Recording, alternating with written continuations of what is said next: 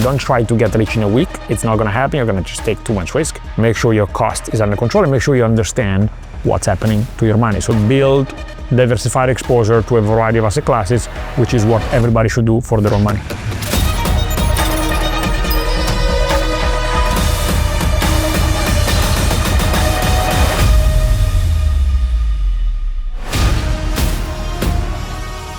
Michele Ferrario is co-founder and CEO of one of Asia's fastest growing fintechs, StashAway. In this episode, what is money today? It's no longer paper in your pocket, but something more abstract, borderless digital data. We'll explore this fundamental shift and what it means when tech and finance collide.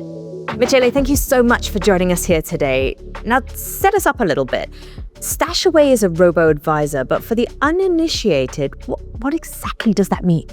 So thank you for having me first. And I don't like the word robo-advisors. The reason I don't like the term too much is that, robo-advisor does a little bit of an idea that, there's no people behind it. Well, there is a lot of people.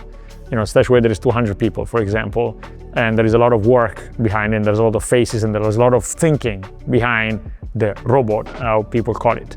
But yeah, the core thing is helping people build diversified exposure to a variety of asset classes, which is what everybody should do for their own money. Alrighty, so let's delve into that a little bit more. One of the most famous investors in the world, Warren Buffett, was very well known for recommending that people should at very least be investing in ETFs, so the exchange-traded funds. It sounds pretty simple, but that wasn't the case, right? Especially when you first entered into this area. Tell me a little bit more. Yeah, no, that's correct. And I agree with Warren Buffett that, ETFs are a fantastic instruments to get diversified exposure to a specific asset class at a very low cost. And so I went to my two banks and without naming them, I wasn't happy because they were only trying to pitch me products that made money for the bank, and ETFs were completely out of the equation because the banks don't make money selling ETFs. And that's when I thought, maybe there is a way to improve this. Maybe there is a way to build something that enables people to do the right thing at a low cost. And that's where the idea that then became StashAway was born. So then, anyone who's looking at investing in ETFs, what sort of base knowledge do you need to have the confidence to be able to say, okay, yes, I know what I'm putting my money in? Look, there is now a lot of ETFs. ETFs have been extremely successful. In the US, the great majority of funds are now being invested through ETFs. And as in every good thing, there is now variations on good things. So there is many ETFs. So for example, if you want to invest in the S&P 500, so you want to invest in what people call the large cap US equity, so the largest companies traded in the United States, the S&P 500 is going to be your index of reference with 500 companies. About 78% of ETF assets under management are currently in the United States, which makes the US the largest ETF market globally. But the Asia-Pacific region is growing rapidly, now accounting for about 12% of global ETF assets. And while the Middle East's direct share of global ETF assets remains below 1%, it's one of the fastest growing regional ETF markets.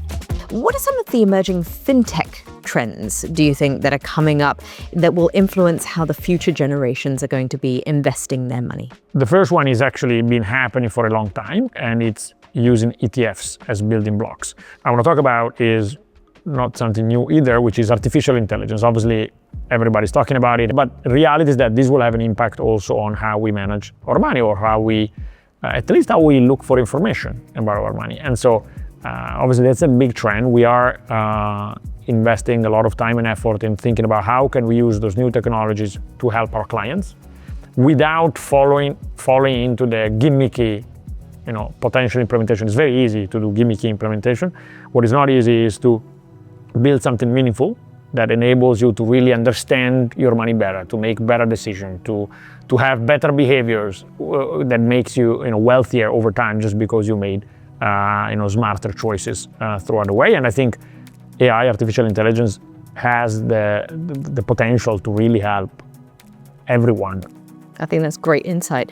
Now, I think one of the other things I'd like to get is your vision then for financial inclusion. How important is it and especially for fintech's impact and the demographic groups as well. How do you think that that's all going to come into play, especially which demographic groups you reckon remain underserved globally as well? I'd love to get your thoughts on that.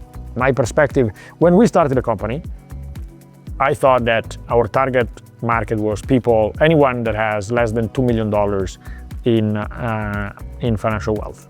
And the reason is that those people are served by what the banks call kind of like the premium banks, which tend to be extremely expensive and not very sophisticated in their offering. And so I thought there is a way to make it simple and cost-effective to invest intelligently for this group of people, which is a very significant group.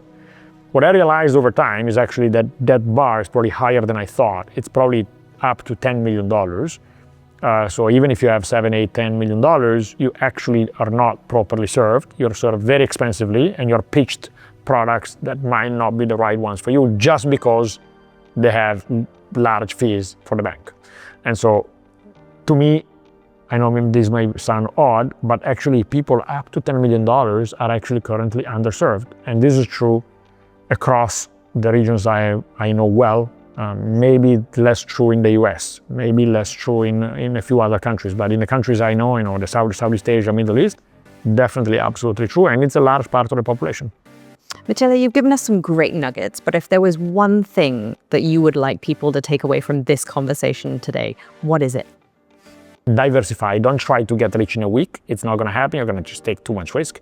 So diversify, make sure your cost is under control, and make sure you understand what's happening to your money, so you are in control yourself. Don't just give it to someone else that you might not see coming back.